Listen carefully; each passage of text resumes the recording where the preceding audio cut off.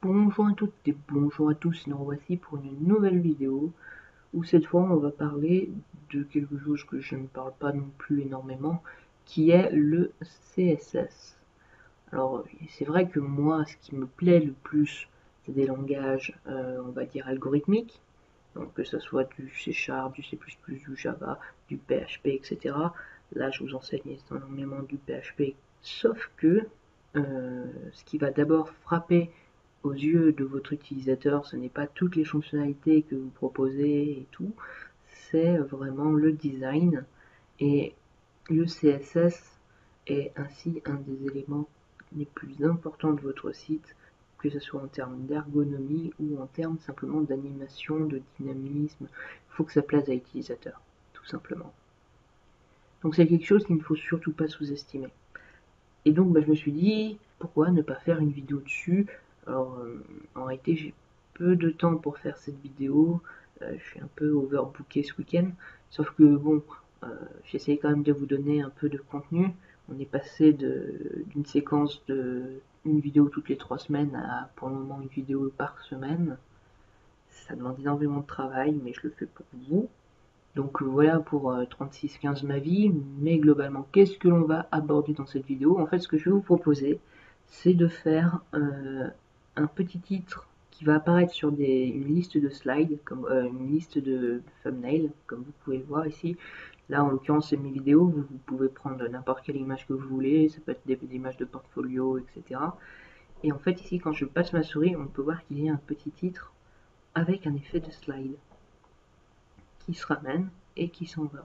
Hop, hop. Donc là, évidemment, comme moi j'ai bien fait mes vidéos, normalement le titre qui est sur la thumbnail est le même que le titre qui est ici. C'est parce que moi je fais bien mes thumbnails de vidéos. Vous, ça peut être des images lambda et vous, le titre peut être totalement autre chose. Alors vous allez me dire, mais Yann, c'est super simple à faire. Il nous suffit de prendre un peu de jQuery et on fait un petit animate et on bouge la position du titre et puis hop là, voilà, c'est torché.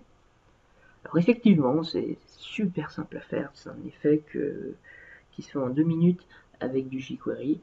Et le problème, c'est que c'est du code côté client. Et que moi, ce que je vous propose, c'est de faire ce système sans aucune ligne de JavaScript. Nous n'avons pas besoin de JavaScript pour faire cet effet-là. Nous pouvons le faire en CSS pur. Alors vous allez me dire, c'est étonnant parce que je ne me souviens pas qu'on puisse faire des animations en CSS. Alors si vous dites cela, c'est que vous n'êtes pas au courant, mais sachez que le CSS3 importe énormément de fonctionnalités, que sûrement j'aborderai dans d'autres vidéos, parce qu'il en apporte vraiment énormément. Et parmi ces nouveautés, il y a notamment voilà, la possibilité de faire des animations. Donc globalement, ce que je vous propose, hop, je supprime mon CSS et je vous présente la structure de notre élément. Donc tout d'abord, nous avons une div qui comprend l'image et le titre qui s'appelle Project. C'est une classe puisque, évidemment, vous l'avez vu, il y en a plusieurs. À l'intérieur de ce projet, nous avons un projet image qui va contenir notre image, évidemment, qui a une dimension de 415 pixels par 200. Et enfin, une div Project Info qui a un simple titre, qui est le titre de ma vidéo. Donc actuellement, sans CSS, sans rien, à l'état brut, nous avons ça. C'est moche, c'est pas centré, il n'y a aucune marge. Enfin bref, c'est mieux. Donc nous, on va aller sur le fichier CSS et on va personnaliser ça. Donc, tout d'abord, je vais personnaliser la balise générale Project. Donc tout d'abord, je vais essayer de la centrer. Donc, je vais faire un margin auto. Et ensuite, je vais lui donner seulement la taille de mon image. Donc ce que l'on va faire, ça va être un wide 415 pixels et une hauteur de 200. Et ici, en fait, qu'est-ce que l'on va faire? Là, je viens juste de lui donner la taille de mon image, donc le titre est en dessous. Moi, in fine, ce que je vais vouloir faire, c'est cacher le titre, donc je vais faire un overflow. Et ici, comme overflow, je vais mettre hidden, c'est-à-dire que tout ce qui sort de cette dimension-là ne sera pas affiché. Et normalement, si j'actualise, Alors on peut voir que mon image est bien affichée et que le titre est caché. Donc pour le moment ça je vais l'enlever parce que si je souhaite travailler et styliser le titre, ça sera mieux que je puisse le voir. Donc voilà. Donc ensuite on va donc styliser les infos. Donc project info. Donc déjà je vais leur donner un petit background. Moi c'est du RGB 16 16 16. Je vais leur donner une petite marge intérieure de 10 pixels. Puis, bon, voilà, ça devrait... Ça prend bien toute la taille de notre élément. Ok, bah ça m'a l'air bon tout ça. Donc revenons. Et l'idée ici c'est de, quand j'ai ma souris sur le projet, ça, je vais le monter. Alors là, vous allez me dire, il va falloir qu'on joue avec les positions. Donc ici, ça veut dire qu'il va falloir que je mette une position relative. Là, que je mette un bottom moins 20 ou moins 40. Et oui, 20, et puis les paddings en haut et en bas, donc 40, moins 40. Et après, en fait, je vais faire un effet pour monter et jouer en gros sur l'élément bottom, comme on a l'habitude de faire quand on fait des sliders, etc. On joue avec les positions. Mais en fait, pas du tout. En fait, on va utiliser une nouvelle fonctionnalité qui s'appelle le transform. Donc, quand je suis sur le projet, donc project over, je vais prendre mes infos et ici je vais leur appliquer une transformation. Donc je vais faire un transform. Et qu'est-ce que je vais faire comme transformation? Ici je vais faire un translate en Y. Et quelle transformation je vais leur faire faire? Eh bien, je vais leur faire un moins 40 pixels. Hop.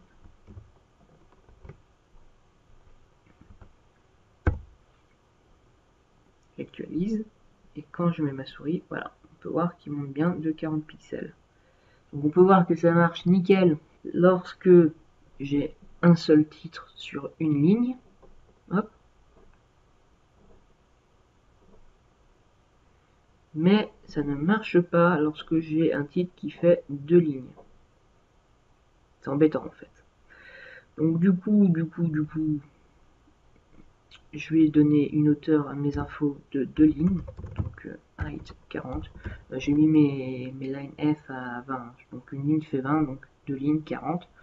Et donc ici, 40 plus 10 en haut et en bas, ça nous fait qu'ici, il faut que je fasse un moins 60. Hop, ici, ça s'affiche bien, et ici, ça s'affiche bien. Donc là, c'est mignon, mais comme vous voyez, le changement, il est radical. Moi, ce que je veux, j'ai un petit effet de slide, comme on a pu le voir. Hein. Comment est-ce que je fais cela? Eh bien, il faut simplement rajouter une transition.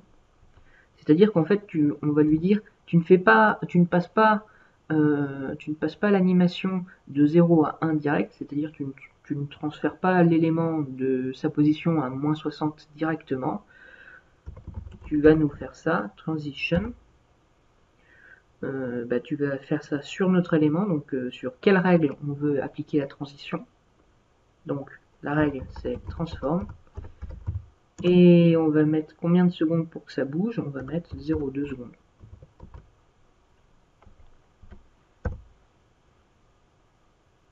Et là, regardons. On peut voir que le démarrage marche. Hein, on peut voir un petit effet de slide. Mais par contre, il repart directement. Pourquoi? C'est parce que notre transition, elle se fait ici, quand on fait l'application de moins 60 pixels. En fait, il faut lui dire qu'il fasse aussi la transition, c'est-à-dire qu'il faut aussi qu'il redevienne à son état initial avec une transition de 0,2 secondes. Pour ça, il suffit d'aller dans Project Info et de mettre à la base transition transform avec un 0,2. Et là, si j'actualise, hop, et voilà. et il redescend tranquillement. Donc maintenant qu'on a notre effet, ce que je vous propose, c'est de remettre ici le overflow hidden.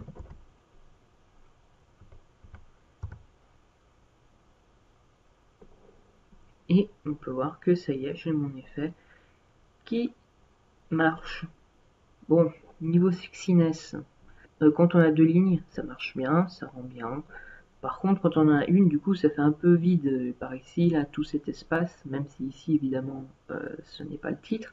Mais voilà, ici, on voit une plutôt grand espace. Moi, ce que j'aimerais, c'est centrer le titre en hauteur.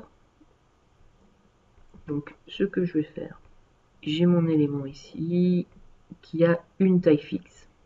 Donc ça, c'est bien. Du coup, je vais récupérer mon titre. Donc c'est display info et c'est l'élément H4.